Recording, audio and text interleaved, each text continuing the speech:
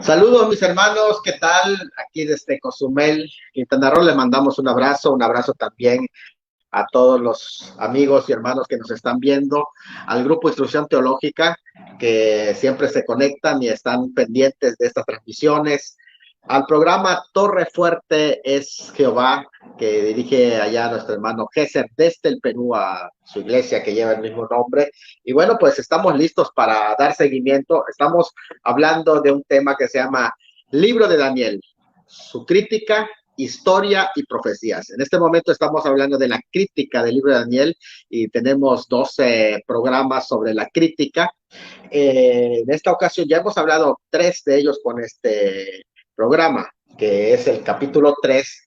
En esta ocasión vamos a estar hablando de la autenticidad del libro de Daniel, que ha sido un libro súper atacado, y por eso es que vamos a hablar de su autenticidad, su sello de originalidad, su sello de garantía, y el sello de Dios también en el libro de Daniel. Así que va a ser un tema súper importante porque pues los críticos se han puesto, los críticos liberales, para dar un ataque fuerte al libro de Daniel y al libro de Apocalipsis y todo el libro profético, porque como no aceptan lo sobrenatural y lo profético es sobrenatural, porque solamente un Dios sobrenatural, un Dios todopoderoso que puede conocer de antemano el futuro, puede hablar de profecías bíblicas. Entonces ellos atacan todo lo que de alguna manera es para la mente humana difícil de explicar y prefieren pues tildar la autenticidad del libro. Así que vamos con eso porque tenemos un programa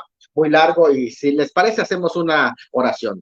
Señor, en este momento nos ponemos en tus manos para considerar tu palabra y este libro precioso, el libro de Daniel, sea para nosotros un aliciente, así como lo fue este mismo libro, fue aliento para diferentes periodos de tiempo, de pruebas de tu pueblo Israel, como también para la iglesia y para cada uno de nosotros en este tiempo que nos acercamos a los días últimos sobre la tierra. En el nombre de Jesús, amén. Muy bien, pues entramos de lleno en materia. Hay abundante material escrito sobre el tema de la profecía bíblica, y cuando hablamos de la profecía bíblica yo me estoy refiriendo a lo que es, pues ahora sí, los mapas proféticos. Hay bastante material, por ejemplo, de todos los acontecimientos que vienen posterior al arrebatamiento de la iglesia, que ahí se llama el Carpazo. Hay bastante material sobre las bodas del Cordero, sobre los acontecimientos que van a pasar en la tierra, los sellos, las copas, las trompetas. Todo esto, hay muchísimo material dentro de los escritos, que por cierto, buen material, bien documentado sobre las señales dentro de los círculos eclesiásticos y un buen plan sobre lo que es la cronología profética. Pero hay muy poca literatura de investigación sobre la veracidad y la autenticidad de la profecía bíblica por parte de los que escriben y enseñan acerca del futuro profético. O sea, casi no se argumenta el tema de cómo defender el libro de Daniel, Apocalipsis, todos los libros proféticos contra la crítica liberal que intenta explicar en términos meramente humanos todo lo sucedido en el libro de Daniel. De hecho, esa crítica liberal que es humanista, ya lo explicamos en la clase anterior, les refiero acerca del tema del canon para que lo vean, pero estos críticos se han centrado para enfocarse en todo lo que tenga que ver con milagroso. Y por eso es que, por ejemplo, el cruce del Mar Rojo, ellos tienen que tratar de explicarlo de una manera humanista, en cuanto ellos tocan un tema que tenga que ver con un milagro, lo desechan enseguida. Por eso es los ataques en contra del libro de Daniel y el libro de Apocalipsis. Y la autenticidad. Así que hoy, cuando el libro de Daniel está siendo acuchillado, por así yo pongo allá este ejemplo, está siendo acribillado por los críticos. Es imperativo que hablemos sobre su autenticidad, es auténtico, si es confiable el libro de Daniel, su confiabilidad, y también hablar de las exactitudes históricas de la profecía bíblica, porque si no es un libro que tiene profecías e historia auténtica, entonces estamos ante una falacia y Dios nos está tomando el pelo si el libro de Daniel no es real como tal. Daniel ha pasado a ser entonces el punto focal en los ataques de los críticos sobre las profecías del Antiguo Testamento, debido a que sus predicciones, y eso les asusta a los críticos, son predicciones detalladas y se han cumplido con una precisión para hablar, por ejemplo, de la historia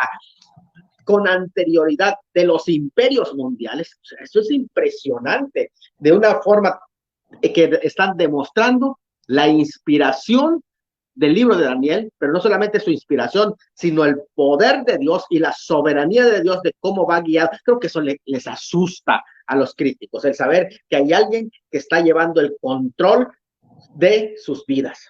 El primero que atacó el libro de Daniel fue Porfirio, en el 233 y 300 después de Cristo, un filósofo neoplatonista, que fue el primero en pronunciarse en contra de la autenticidad y genuinidad del libro. Él dijo, no, el libro de Daniel no es auténtico, no es genuino. Y este personaje marcó en la historia de tal forma que ya cuando viene la reforma, bueno, no estoy hablando del periodo en el que termina el tema de la Edad Media, el oscurantismo, y comienza el tema de la reforma, da mucho pie para el análisis, pero se fueron a otro extremo. Entonces empiezan a surgir los críticos, que estamos hablando, aquí yo presento en estas fotografías la tercera ola de los críticos, bueno, el padre de la teología liberal, por así decir, porque hubieron antes de él otros que intentaron formar la crítica liberal humanista, pero el de escuela es conocido ya como Schleiermacher, Friedrich Schleiermacher. Ustedes lo pueden ver en la fotografía, es llamado el padre de la teología liberal. De allí siguió Albert Rich, que también atacaron completamente las escrituras, poniendo en tela de juicio si son realmente auténticos los libros de la Biblia. Luego, Adolf van Harnack, que es muy famoso también en este sentido. Entre los principales, no son los únicos, pero ellos hicieron escuela y le siguieron allá muchos críticos. Ahí es como surge la teología modernista, que por medio de los teólogos liberales ha seguido esa línea atacando las profecías de Daniel mediante la teoría de lo que se llama la teoría de formas sobre el Génesis, Éxodo, Levítico, Número y Deuteronomio. La teoría de formas, de que hay 4 escritores dentro de eso y que no escribió Moisés. Pero también, pasando por alto las más serias evidencias arqueológicas que se les podían presentar, las evidencias históricas que se han hallado a disposición, que tenemos hoy, con los que contamos hoy, y estos han afirmado que este libro de Daniel es un libro que le llaman con este término, vaticinium ex evento, que quiere decir que son predicciones, es una narración de predicciones, pero es de historia. Es decir, que alguien que vivió mucho tiempo después de los sucesos narrados ahí, lo cuenta en forma que le llaman ellos estilo apocalíptico o estilo profético. Es decir, que no es profecía, sino que es un estilo que utilizó para contar la historia que ha sucedido, pero en un estilo profético. No es que sea profecía, sino que está contando lo que sucedió como si todavía no hubiera sucedido. Así que imagínense nada más que forma de atacar la escritura. Hubo una persona que se llamó Julius Wellhausen. Este es el que propone la teoría de formas. Empieza a poner en tela de juicio los escritores del Pentateuco, o sea, hablando de Moisés, y empieza a decir, no, que hubieron, es posterior dentro de la historia de Israel, bueno, y muchos se apegaron a él, es dentro de los modernistas. Sin embargo, tanto la tradición judía como la cristiana han considerado el libro de Daniel como producto genuino del profeta judío, que fue llevado cautivo en el 605 durante la primera incursión de Nabucodonosor contra Jerusalén, cuando Daniel apenas tenía 19 años de edad. A esa edad fue llevado. Contrario a ello, estos críticos que surgieron, ya más o menos estamos hablando del siglo XVII, estos críticos dijeron que Daniel no es el Daniel que se menciona allí en la historia del 605, sino que es un Daniel que nadie conoce quién es, pero que vivió en el periodo intertestamentario, más o menos en la época de los macabeos, en el año 165. Por allá comienza. Hay un libro que presenta una argumentación genial, genial. Es la de Gleason Archer. Es una reseña crítica de una introducción al Antiguo Testamento y de una forma erudita despedaza los argumentos de los críticos liberales. Hay otros materiales. En otras ocasiones ya he hablado, por ejemplo, de John Walmore, hace una buena introducción también, y quien bosqueja igual algo un poquito más sencillo, un poquito más práctico, es precisamente en el libro de Daniel y el reino mesiánico de Evis Carballosa. Él presenta también este resumen sobre el tema de los críticos, pero o sea, dentro de los eruditos realmente fuertes están estos hermanos que han, pues incluso hay un comentario de un amilenialista que él nos presenta también esta temática, ya lo he mencionado en anteriores exposiciones sobre la introducción que da del libro de Daniel. Así que, bueno, para ellos nos presentan 4 líneas de argumentación mayormente detallada para consultarlo en este libro que he presentado aquí, que incluso algunos teólogos católicos que no compaginan con la teoría de los críticos, de la alta crítica, lo usan para, fíjate, es interesante porque yo leía, por ejemplo, un teólogo católico que hacía mención de Gleason Archer para argumentar en contra de la teología liberal crítica. Es interesante esto, ¿no? Así que entre los evangélicos tenemos muy buenos críticos de buena formación de nivel para argumentar. Entonces, hemos sacado aquí 4 aspectos, 4 argumentaciones, 4 líneas de argumentación. Entramos en la primera línea de argumentación, que es la argumentación histórica, que es uno de los ataques fuertes que se está haciendo en el tema de la argumentación histórica. ¿En qué consiste esa argumentación histórica? Bueno, los críticos de la crítica liberal afirman que como en el canon hebreo, Daniel no está clasificado entre los proféticos, sino entre los libros literarios, libros de sabiduría o los Ketubim que vimos la semana pasada, pues escrito entonces en un tiempo posterior al canon y que permaneció abierto ese canon hasta el siglo II. Por lo tanto, no es ese Daniel, sino que es un Daniel posterior.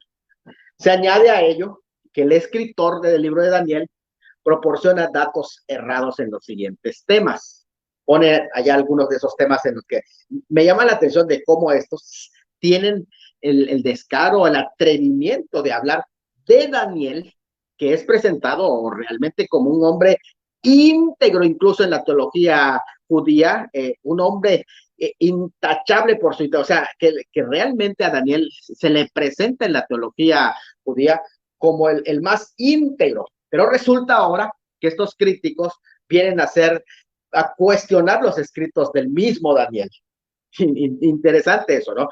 Miren, ellos añaden a esto, dicen, la fecha de invasión de Nabucodonosor en el tercer año del reinado de Joacín, como dice en Daniel 1:1, es una contradicción porque en Jeremías se afirma que fue en el cuarto año, dice Jeremías 25:1. Ahora, otra de las argumentaciones es la que dicen que el uso del término caldeo para una casta religiosa y no como acepción religiosa, ubica el libro como un libro posterior. Pero también dicen que Belsasar, como no fue rey, menos fue el último rey, como se afirma en el capítulo 5. Además, no era hijo de Nabucodonosor, sino que el hijo de Nabucodonosor es Nabonido, que fue el último rey de Babilonia. Entonces hay una contradicción histórica que se añade allá, según ellos. También los críticos, y esto es interesante que lo tratemos, ¿no? Porque podemos ir dialogándolo y decir, a ver, ¿cuáles son las respuestas a estos cuestionamientos? Sobre la identidad de Darío del capítulo 5 y del capítulo 9, que según ellos es producto de una confusión con Darío I, un rey persa que reinó en una generación más tarde, o sea, estamos hablando de unos 50 años más tarde, y que fue padre de Asuero, es decir, el Jerjes del libro de Esther. Así que Daniel está dando datos equivocados. Eso afirman estos críticos. Pero en supuesta defensa, porque aquí estamos haciendo, a ver, ¿qué vamos a responder a esto? Bueno, pues tenemos que recurrir a la historia para que encontremos respuestas correctas y veamos la autenticidad del libro de Daniel. En defensa de estos errores, se arguye que el libro de Daniel no solo, a pesar de sus errores, sino que, fíjate cómo es, yo veo en esas palabras de la serpiente. ¿Por qué? Porque ellos dicen, no te preocupes que tenga errores el libro de Daniel. Están diciendo, ve, sino que debido a esos errores puedes seguir inspirándonos e instruyéndonos, porque refleja la fe de hombres que creían, y de ahí que Daniel debe ser visto como un libro religioso y no como un libro de exactitud histórica. ¿Se dan cuenta de la barbaridad que está diciendo? Porque si realmente el libro de Daniel no me está contando verdades históricas, ¿saben qué tengo que hacer? Desecharlo. No lo puedo tener como un libro inspirado de Dios si Dios no miente. Y en el libro de Daniel se encuentran datos históricos errados. ¿Qué les pasa a estas personas? O sea, no puedo ser guiado con un libro que pretenda tener autoridad, pero que contiene muchísimos errores de precisión histórica. O sea, es imposible, porque entonces tendríamos que desecharlos y ponerlos dentro de los deuterocanónicos o los apócrifos. Mira, nuestras respuestas a estas objeciones históricas son las siguientes. Vamos a ver. En primer lugar, sobre el tema de la canonicidad, ya que ya vimos la semana pasada, pero que reforzamos aquí en los libros de sabiduría, se hayan incluido las obras de gran antigüedad como Job, note bien, en los de sabiduría, donde se encuentra en la clasificación del canon judío. Ustedes lo pueden ver en este lado, estamos los libros poéticos, los 5 rollos y los libros históricos donde está Daniel, Esdras, Nehemías y Crónicas. Aquí está en los Ketubim, ahí ustedes lo pueden ver en la parte de abajo. Ahora, están libros de gran autoridad y de respeto dentro del judaísmo también y del cristianismo. Entonces Daniel, al estar en esta sección, no tenía que ver con antigüedad. No es porque si es más antiguo o no, porque es un tipo de clasificación que se llaman las escrituras, los escritos o Ketubim. Daniel no está entre la sección de los profetas por el simple hecho de que se distinguía entre los profetas como ministerios oficiales, como son Elías, Eliseo, Isaías, Jeremías, entre otros, y aquellos que aunque tenían el don de profecía, pero su ocupación cotidiana era otra, como en el caso de Daniel, que era un funcionario de gobierno. Y en ese sentido, tenemos que hacer esa diferencia. Es la única razón por la que Daniel no se encuentra entre los profetas. No es porque contiene errores, sino porque era un libro que se clasificaba entre los escritos y que fue escrito para ellos por un personaje que, aunque tenía el don de profecía, no era considerado como un profeta de oficio. Muy bien. Jeremías 25, donde se describe en el año tercero de Joacín, en el año cuarto de Joacín, dice en Jeremías 25:1. ¿Cuál es la diferencia? Bueno, aquí ya lo he explicado en otras ocasiones, en mi libro de las 70 semanas proféticas de Daniel, hablo de este detalle, pero aquí me gustaría declarar bien que escribe Jeremías desde Jerusalén, a partir del ascenso del trono de Joacim, que es su cuarto año. Por el contrario, en Babilonia se escribe, de donde escribe Daniel, en Daniel 1:1, se acostumbra a considerar el primer año como un año de inauguración y se empieza a contar el segundo año como si fuera el primer año del monarca. Esto es interesante porque, pero no solamente eso, sino que también tenemos que contar cómo se cuentan las fechas en el calendario en Babilonia y en el calendario hebreo, porque en Babilonia que prácticamente se llevaba el calendario solar, pero aquí se está hablando del calendario hebreo a partir del mes de Nisan, que son completamente diferentes porque en el mes de Nisan, entre marzo y abril, comenzaba el año. Entonces es interesante esto porque mientras en uno es tercer año, en otro es considerado como el cuarto año. Y esto se refiere a la misma fecha en el 605. Bueno, la aparente discrepancia se debe a dos diferentes sistemas de calendarios, uno en Jerusalén y otro en Babilonia. Uno iniciaba en Nisan y el otro iniciaba en Tisri. Por esta razón, para uno es el cuarto año y para el otro es el tercer año. Esto es importante que lo entendamos, porque si los críticos van a hacerle una crítica a Daniel, pues tienen que tomar en cuenta esto. Como vas a hacer una crítica y no conoces de historia, de cronología. Entonces, eso es interesante. Número 3. Vamos a derribar todos esos mitos de que Daniel contiene errores históricos. El autor del libro de Daniel usa la palabra caldeo, porque ellos están diciendo que está usando la palabra caldeo como un tipo de acepción religiosa y por lo tanto es una forma tardía del uso de las palabras. Pero en 5:30 de Daniel se refiere a Belsasar como el rey de los caldeos, dándole allá una acepción étnica, no religiosa. Por lo tanto, también en el siglo V había un grupo religioso que Nabucodonosor colocó en posición de influencia al inicio de su reinado y se llamó caldeos también. Entonces, se usa de las dos formas. O sea, sería ir a ser demasiado ingenuos o incautos de no darse cuenta que Daniel hace uso de las dos formas del término caldeo, la acepción étnica y la acepción religiosa. Y eso, entonces, asunto solucionado. Evidencia 4.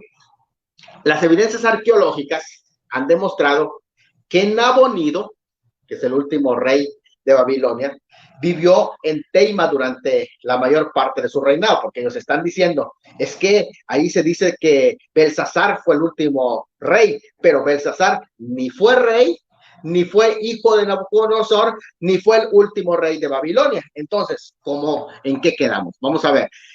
Ciertamente Nabonido fue último rey de Babilonia, pero vivió en Teima durante la mayor parte de su reinado, dejando al control de su reinado a su hijo Belsasar como segundo señor del reino. Y así Daniel podría llamar que era el tercer señor, dice que Daniel era el tercer señor del reino. ¿Por qué razón era el tercer señor?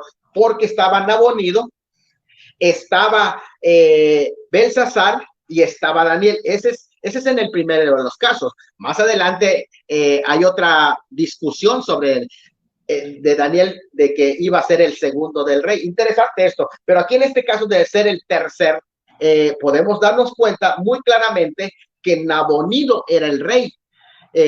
Dejó a su hijo que era prácticamente nieto de Nabucodonosor, pero también el uso de hijo y nieto, eso no tiene nada que ver porque es la misma línea. O sea, los críticos tienen que centrarse en los usos también de los términos. Así que su primer año y su tercer año de su reinado era nieto de Nabucodonosor, a la vez que era su sucesor.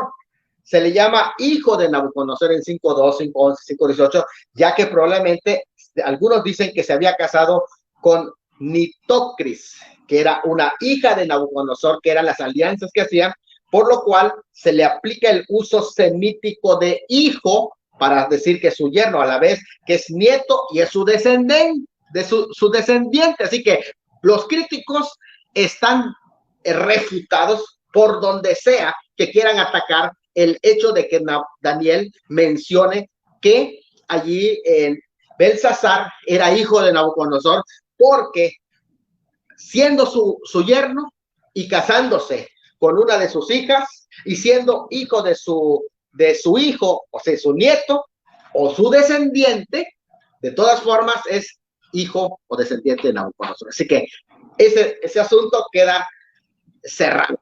Vamos.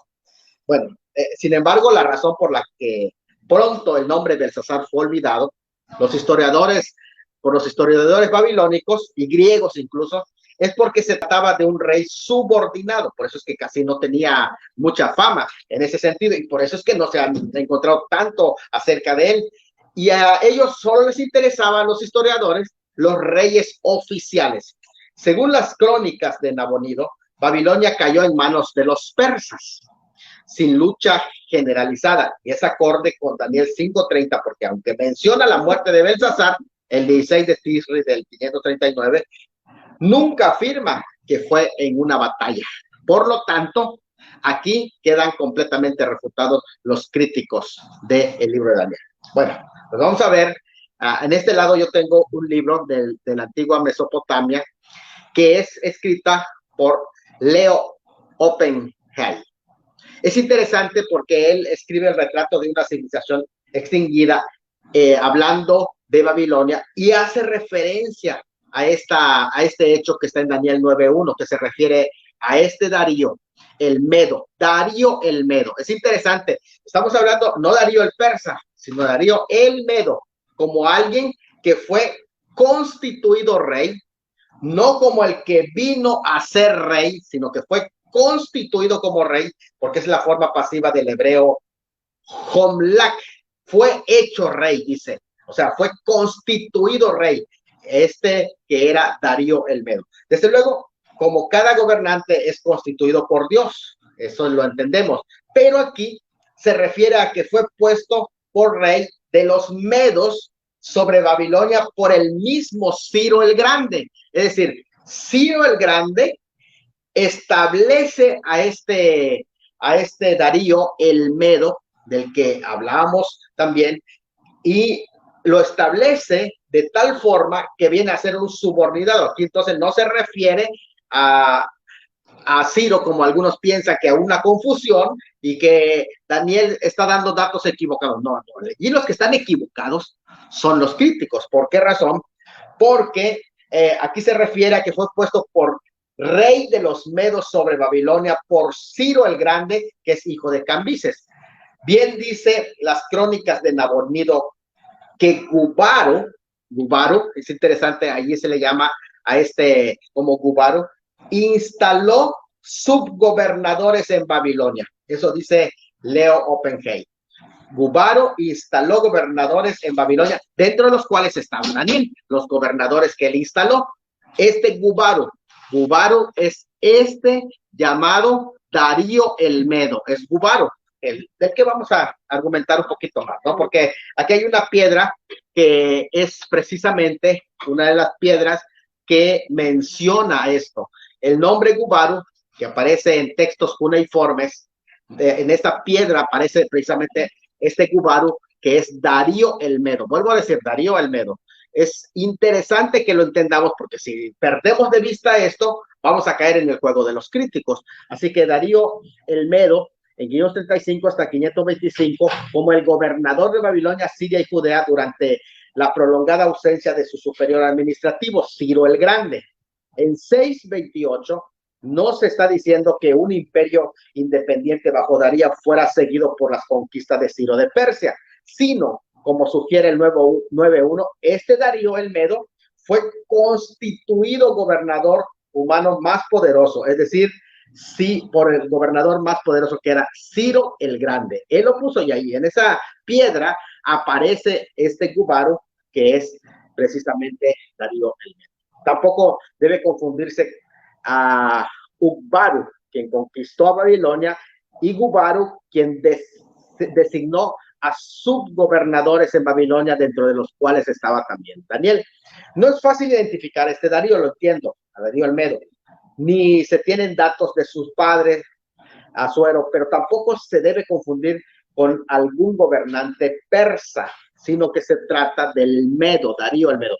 Esperamos que próximos descubrimientos arqueológicos y paleontológicos también aporten luz al respecto, pero hay tres principales teorías, pues puede haber más, pero en este caso son los tres principales más sobresalientes, que son estos, en el que se dice que Darío el Medo es el mismo que Ciro el Grande. Eso dice Donald Wiseman, que es profesor de asiriología. Aquí está, aquí lo pone.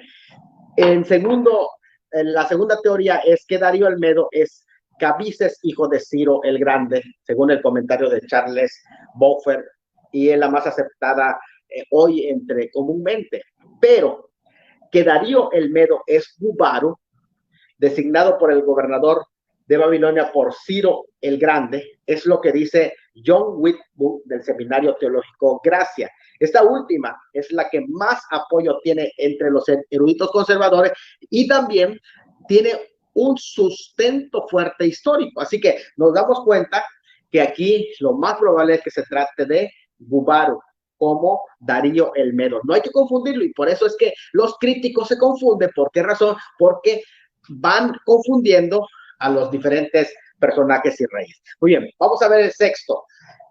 Dios no permite errores, inconsistencias o equivocaciones en su palabra infalible. O sea, no me vengan a decir, no importa que tenga errores el libro de Daniel, mientras tengamos fe en Dios y sientas que Dios te habla. No es eso. Que si Dios nos va a hablar, tiene que hablarnos con verdad. Ya lo dice la palabra del Señor, según de Timoteo te dice, toda la escritura es inspirada por Dios. Si es inspirada por Dios, no tiene errores. Es infalible la palabra del Señor.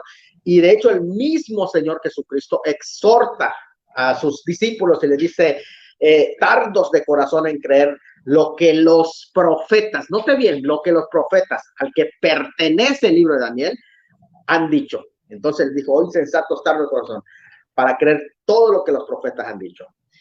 Él no hace distinción entre la verdad histórica del Antiguo Testamento y la verdad religiosa. Es una verdad. Porque si no es verdad ni religiosa ni histórica, eso no viene de Dios. Las verdades religiosas o de fe se basan en verdades históricas. Y esto es lo que nosotros tenemos que tomar en cuenta, en que no podemos compartir mentiras. El mismo también certifica la autenticidad del libro de Daniel, el mismo Señor Jesucristo, al citarlo y repetir la frase, el que lee, entienda. Ustedes pueden ver en Mateo 24:15, por tanto, cuando veáis en el lugar santo la abominación desoladora del que habló el profeta Daniel, el que lee entienda. Está hablando y reforzando al profeta Daniel, certificando, es el mismo Señor Jesucristo certificando la palabra inerrante, y ahora me vienen a decir los críticos que el Señor Jesús se equivocó. Por favor, el libro de Daniel contiene información que solo las recientes descubrimientos y descubiertas de tabletas cuneiformes han revelado. Eso dice Raymond Dougherty. El autor de Daniel no solo era brillante, sino que también tenía acceso a fuentes de información que no han estado disponibles para nosotros. Él contaba con fuentes de información que respaldan su punto, cuando ahora los críticos no lo tienen y están queriendo desacreditar el libro. Muy bien, no sé si hay preguntas dentro de la audiencia. Vamos a ver cómo estamos. Todavía no hay. Saludos a todos los hermanos que ya están conectados. Y bueno, ya hablamos de la argumentación histórica. Tal vez no vamos a acabar, no vamos a terminar hoy esta parte. Podemos dejarlo como un seguimiento. Vamos a dar la parte 2, la argumentación lingüística. Y de allá vamos a dejar dos pendientes más, que es la exegética y la teológica del libro de Daniel. ¿Está bien? Para la próxima, no hay problema, podemos dejarlo en dos partes. La cosa es que podamos ir aprendiendo lo que la Escritura nos va diciendo y enfrentemos a los críticos. Vamos a ver la argumentación lingüística. ¿Qué es lo que se trata el libro de Daniel? Los críticos liberales ponen en duda la autenticidad del libro de Daniel por el hecho de que aparecen unas 19 palabras, oiga bien esto, solo por 19 palabras de origen persa, casi todas en porción del arameo, que es el idioma perteneciente a la rama noroccidental de la lengua semítica. Y 3 palabras de origen griego. Ya los voy a poner aquí para que podamos conocer. Las palabras persas presuponen un periodo posterior al establecimiento del imperio persa. Eso es lo que ellos dicen. Y que por lo tanto, si están esas palabras persas, es porque fue mucho después del imperio persa el libro de Daniel, no antes. Eso es lo que ellos presuponen. Y las palabras griegas, que son 3 palabras de origen griego en el libro de Daniel, en 3.5, apuntan hasta la época griega, por lo tanto tuvo que haber escrito mucho después de que surgieron los griegos. Por eso es que ellos dicen que es en el periodo de los macabeos. Vamos a hacer un análisis rápido para ver si es cierto lo que dice. La explicación que se tiene sobre esta cuestión la vamos a resumir así para que también los críticos vayan entendiendo un poquito, ¿no? Y puedan captar bien qué es lo que la escritura está enseñando al respecto y no se confundan. Número 1, los capítulos 1 y del 8 al 12, el capítulo 1 y del 8 al 12, el capítulo 1 y el capítulo 8, 9, 10, 11 y 12 están escritos en hebreo. Ahí no tenemos problema con este tema de los críticos. Pero el 2, 4 hasta el fin del capítulo 7 están en arameo.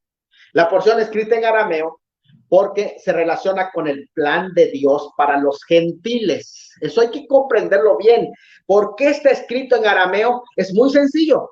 Porque del capítulo 2 al capítulo 7 nos está hablando del plan de Dios para los gentiles.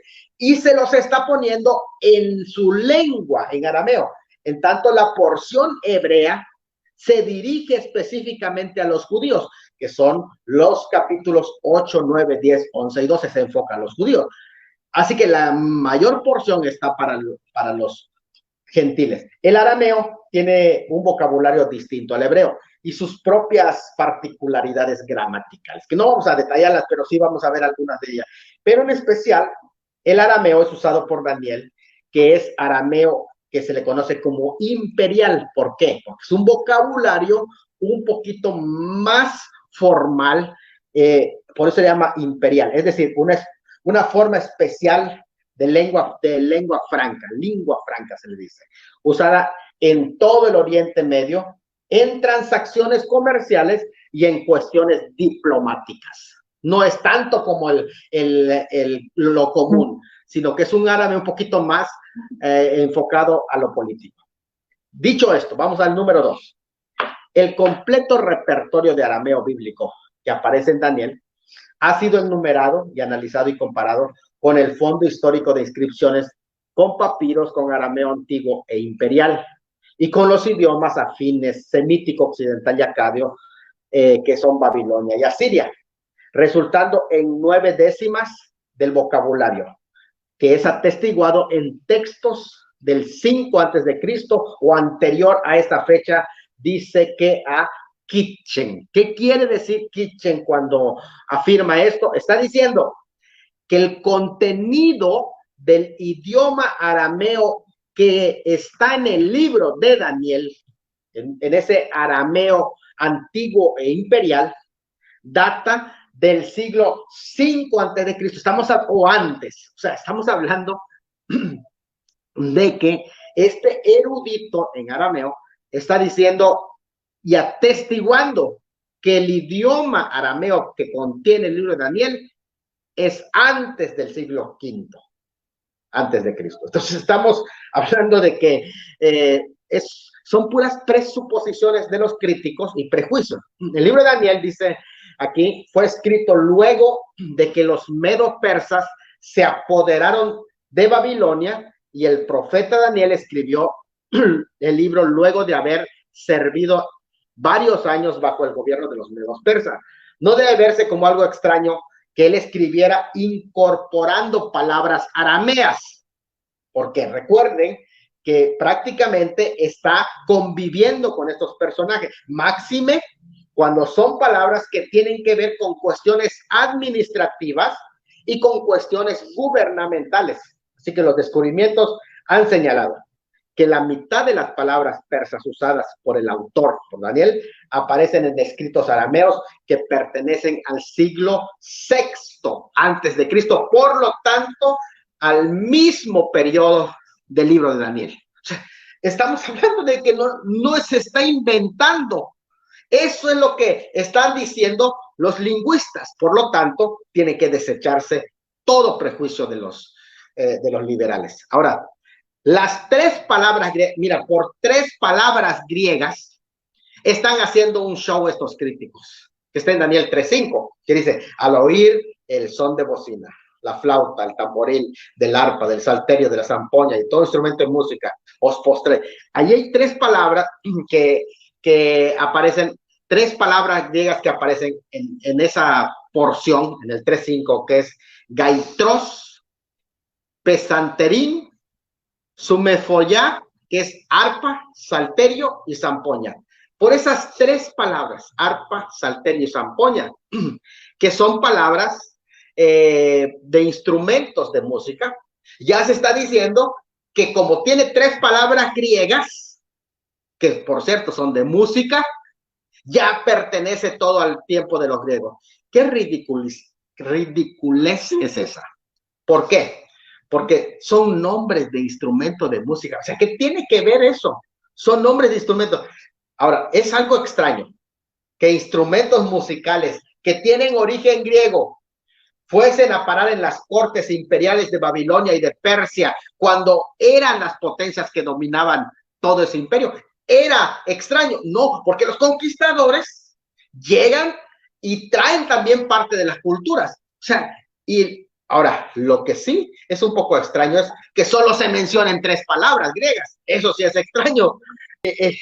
Aquí es interesante, o sea, no es extraño, porque antes de las conquistas de Alejandro en 332, los griegos tenían relaciones comerciales y culturales con las naciones del Medio Oriente, por lo tanto, había intercambio de esas culturas. O sea, no podemos caer en eso. Vean qué decimos aquí en el 5. Punto 5. Sí sería extraño si el libro de Daniel se hubiese escrito en el 170 antes de Cristo, como afirman estos, cuando el gobierno griego estaba al control de todo Judea y las expresiones políticas y administrativas ya habían invadido todo el vocabulario del pueblo judío, siendo que la cultura helenista estaba en todo su apogeo en esa época cuando los macabeos. Y lo extraño es que solo aparecen tres palabras griegas. Ahí sí nos parecería extraño que estén solamente tres palabras griegas y además se trate de tres instrumentos musicales. Estamos hablando de la ridiculez que hace la teología liberal. Muy bien, vamos a dejarlo hasta aquí. ¿Y qué les parece si para el próximo jueves, hablamos de la argumentación teológica y la argumentación exegética que hacen en contra del libro de Daniel? Y vamos a hacer la defensa de la argumentación de la teología del libro de Daniel y de la exégesis de los principales pasajes del libro de Daniel.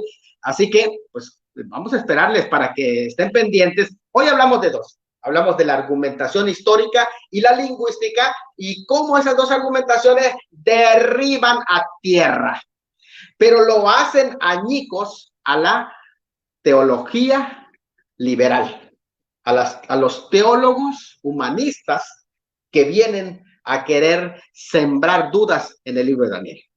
Bueno, pues en este momento vamos a dar por concluida esta participación. ¿Y qué les parece si lo hacemos con una oración y damos finalización a este tema y les esperamos para la próxima? Señor, en este momento te damos muchas gracias porque nos has permitido hacer este acercamiento en contra de los críticos que han aporreado tu palabra, que la han acribillado, pero que tu palabra con toda se mantiene sin ningún rasguño, porque tu palabra es verdad, porque es espada poderosa que derriba todo argumento que se levante en contra del conocimiento de Dios. Muchas gracias, bendice a este pueblo y que sea de bendición todas estas palabras. En el nombre de Jesús, amén. Que Dios te bendiga, te esperamos en la próxima intervención. No te lo pierdas.